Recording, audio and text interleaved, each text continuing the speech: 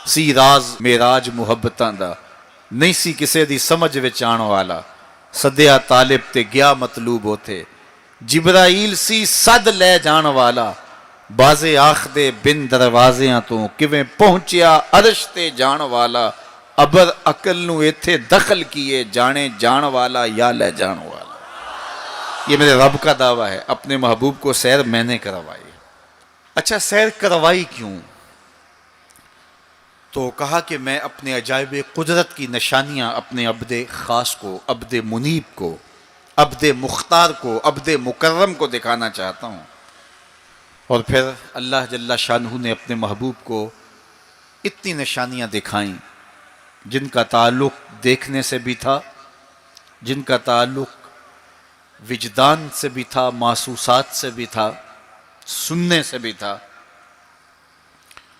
कभी हुजूर अलैहिस्सलातु वस्सलाम जन्नत की खुशबू सूंघते हैं, नज़ारों की वादी देखते हैं, और कभी दोज़ख के अंदर अज़ाबों में मुब्तला लोगों को देखते हैं।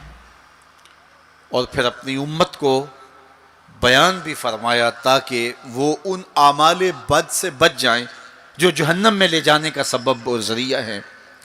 आज की शब ख़ास में मैं और आप अपनी ज़िंदगियों पे गौर करें और हुजूर अलैहिस्सलाम ने वो जो हमें ख़बरें दी हैं उनको देखें, और कोई ऐसी कोताही कहीं हमारे आमाल में तो नहीं है, अगर है तो उसको अपने से दूर करके एक नई ज़िंदगी का आज से आगाज़ करें।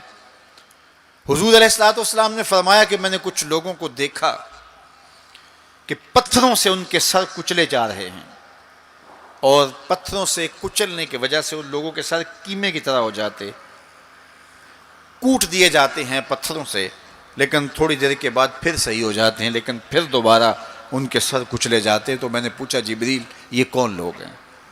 तो कहा कि ये वो लोग हैं कि जिनके सर नमाज की वजह से बोझल रहते थे, नमाज जिनको बड़ी भारी लगती थी, अजान की आवाज़ सुनते और फिर दोबारा सरहाने पे सर डाल देते और उठने की हिम्मत ना पड़ती। हय्या अलस सलाह हय्या अलल फलाह की दिल फरेब सदाएं कानों में पड़ती। तो इनके सर नमाज की वजह से बोझल होते थे, और आज इनके सर पत्थरों से कूटे जा रहे हैं।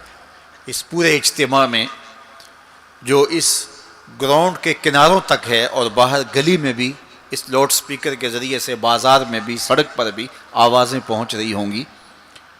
तो आप सब और मैं गौर करें कि हमारी ज़िंदगी में कहीं नमाज से कोताही तो नहीं है।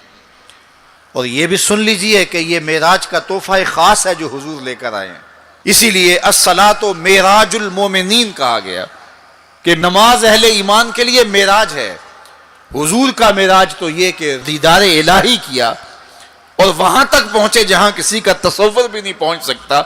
लेकिन इस उम्मत के लिए मेराज ये है कि जब वो पेशानी सजदे में रख के सुभान रब्बी अल आला कहती है, इतनी रहमतें बरसती हैं कि अगर लोगों को पता चल जाए कि हम जब सजदे में होते हैं तो कितनी रहमतें बरसती हैं, तो वो सजदे से सर ही ना उठाएं, इतनी रहमतों का नज़ूल होता है।